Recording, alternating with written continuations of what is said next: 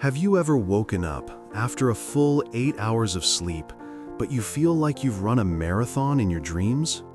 Your body is rested, but your mind, your spirit feels heavy, like it's dragging an invisible anchor through mud. You drink the coffee, you make the to-do list, but by midday, that familiar fog rolls in. It's not the big, obvious things, it's the silent leaks. Today, we're going to find those leaks and learn how to seal them, not with more caffeine, but with quiet awareness.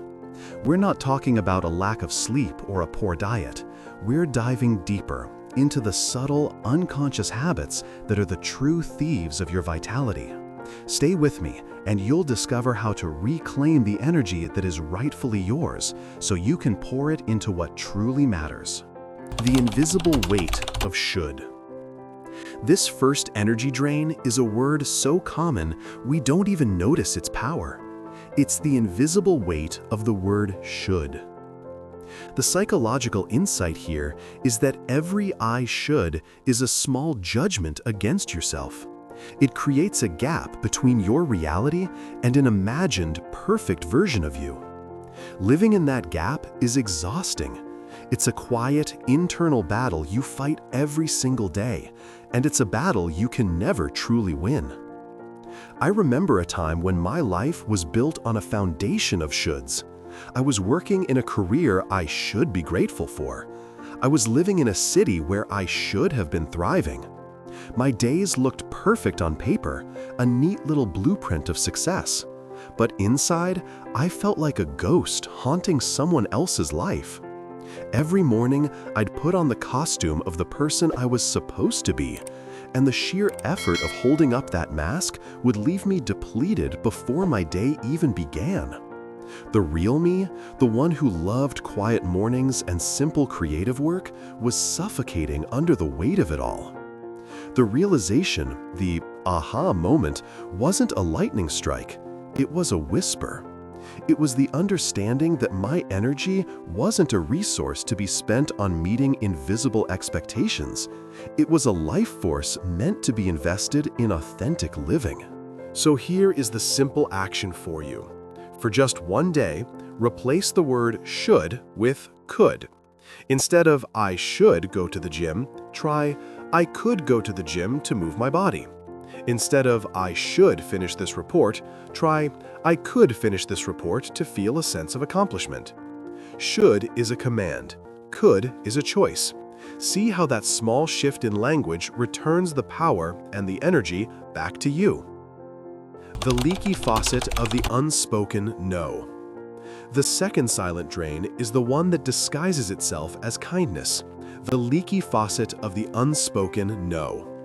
We often think saying yes is an act of generosity, but psychologically, when we say yes while our entire being is screaming no, we create something called cognitive dissonance. It's a state of internal conflict. Imagine trying to drive a car with one foot on the gas and the other on the brake. You burn an immense amount of fuel, create a lot of noise, but you go nowhere. That is what people-pleasing does to your energy. I once worked with a client, let's call him Alex. He was the go-to person for everyone. Family, friends, colleagues, if you needed something, Alex was your guy. He saw himself as reliable, helpful, but he came to me completely burned out, describing his energy as a shallow puddle. We did an exercise where he listed all the commitments he had made that week. As he read them aloud, his posture sank. He was funding everyone else's dreams with his own life force. His breakthrough came when he realized that every yes to someone else was a no to himself. A no to his rest, a no to his hobbies, a no to his own peace of mind. He saw his energy not as an infinite well, but as a glass of water, and he was letting everyone take a sip, leaving nothing for himself. If this story resonates with you, I'd love for you to hit the like button.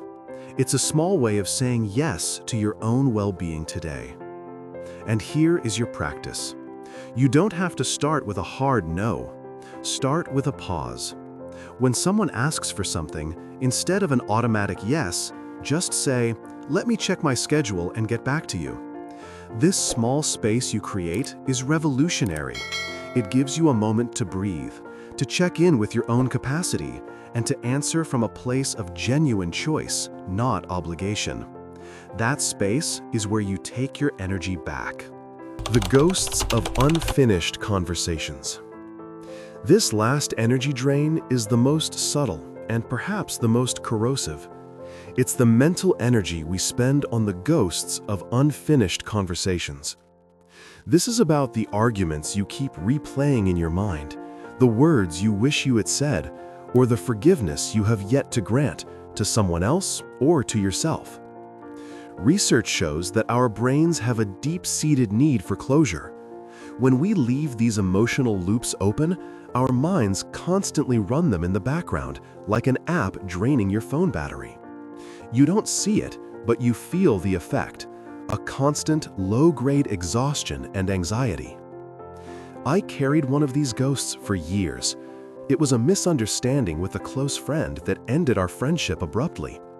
For years after, I would lie awake at night, rewriting the script of our last conversation. I'd compose brilliant arguments in the shower, winning a fight that had ended long ago. This mental rehearsal didn't change the past, it just poisoned my present. It was a room in my mind that I kept locked, but the phantom noise from behind the door was draining the peace from the rest of my house. The liberation came when I accepted that closure is not something you receive, it is something you create for yourself. You don't need the other person to participate. You just need to decide that the conversation is over. Here's a powerful action for you. Take a piece of paper. Write down the conversation that haunts you. Write everything you wish you had said. Don't hold back. The anger, the hurt, the regret. Pour it all onto the page. And then, at the end, write this sentence. I have said what I needed to say. I release this. I choose peace. Then, safely and symbolically, burn the letter or tear it into tiny pieces. As you watch it turn to ash or fall like confetti, feel the energy of that old story leaving your system, making space for what's to come. Let me know in the comments, without any detail, just a simple "I'm letting go" if you're going to try this. It's a powerful act of community to witness each other's release. Reclaiming your energy isn't about adding more to your plate. It's not about a new morning routine or a complex productivity hack. It's about subtraction. It's about gently removing the invisible weights, sealing the silent leaks, and letting go of the ghosts. It's about realizing your energy is the most sacred currency you have. So the question I'll leave you with is this: what beautiful, true, and meaningful thing will you finally have the energy to build once you stop paying for things that no longer serve you?